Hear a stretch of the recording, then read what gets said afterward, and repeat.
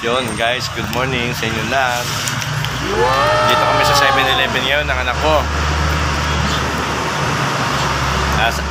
Ito yung pinaka-class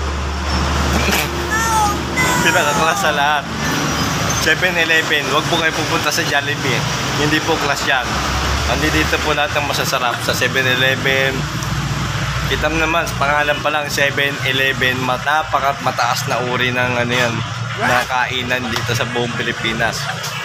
Jollibee, hindi ang sasarapan dyan.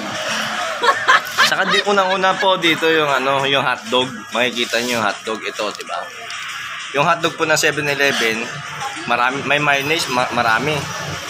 Sa Jollibee kasi ketchup lang. Tipid pa, pang-isaan lang. Kaya dalawang mayonnaise, kabilaan, lalagyan mo, tapos ang ketchup, panalong-panalo. Okay. Saka sabi ko nga sa anak ko